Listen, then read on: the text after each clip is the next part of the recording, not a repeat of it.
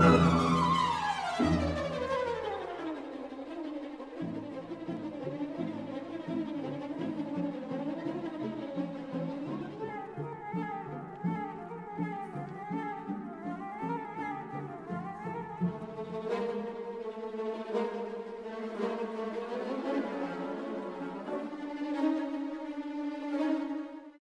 allons vous présenter le criblage AQPR MA05 bis. Le criblage est une opération unitaire qui permet de séparer et de sélectionner des particules solides selon leur taille.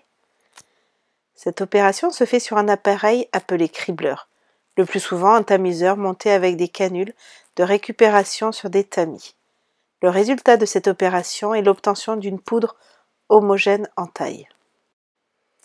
Le tamiseur cribleur se compose d'un moteur avec une position marche-arrêt, un bouton de réglage du temps et un bouton de réglage de l'intensité des vibrations, d'un tapis vibrant et de son bac verseur, d'un jeu de grilles amovibles ayant des mailles de taille définie, d'un couvercle et de vis de serrage, d'un anneau à canule servant de support de grille et d'un obturateur permettant de récupérer le grain.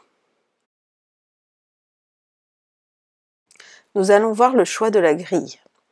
2 grilles au choix peuvent être installées sur l'anneau à canule. Une grille dont le diamètre des mailles est de 2 mm ou une grille au diamètre de maille de 0,125 mm. Selon la taille minimale du grain sélectionné, on choisira la grille nécessaire. La grille choisie est placée à l'intérieur de l'anneau. Un anneau supplémentaire avec un obturateur peut être installé si besoin.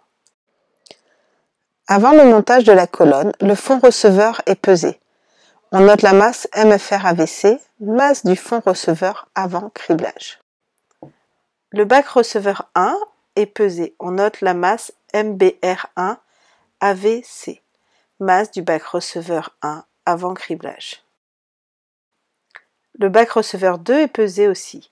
On note sa masse MBR2-AVC, masse du bac receveur 2 avant criblage. Une masse MP de poudre à cribler est déposée en haut de la colonne. Le moteur est lancé, la vibration du tapis commence. Les particules vont se distribuer sur les grilles des tamis en fonction de leur taille. Si elles sont plus petites que les mailles du tamis, elles vont le traverser et se retrouver à l'étage du dessous. Si elles sont plus grosses que les mailles de la grille, elles ne passeront pas et seront évacuées par la canule vers le bac receveur. Nous allons maintenant voir le montage du cribleur. Après avoir disposé le fond receveur et l'anneau à canule, la grille a été disposée. Puis on vient déposer la poudre à cribler. Le couvercle, quant à lui, est positionné grâce aux 2 tiges, puis est fixé par 2 vis de serrage.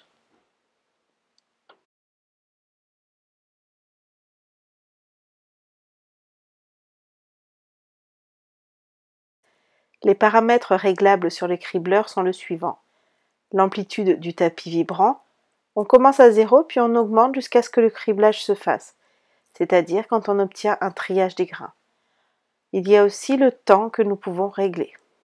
Afin de mettre en route le criblage, on augmentera doucement l'amplitude du tamis vibrant jusqu'à ce que des produits sortent de l'anneau à canule.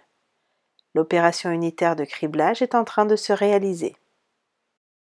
On peut observer le grain criblé sortir de la canule et se retrouver dans le bac bleu.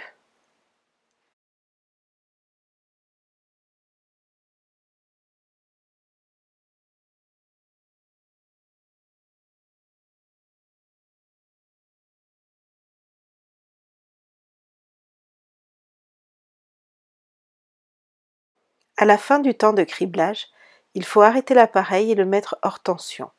Débrancher l'appareil, dévisser les vis de serrage et démonter l'appareil. Le nettoyage des grilles se fait à l'eau et au détergent. On les séchera et on les rangera. Il faudra aussi nettoyer les anneaux utilisés à l'eau et au détergent, les sécher et les ranger. Concernant le bâtimoteur, un simple torchon permettra d'enlever les poudres restantes. Bonne réalisation!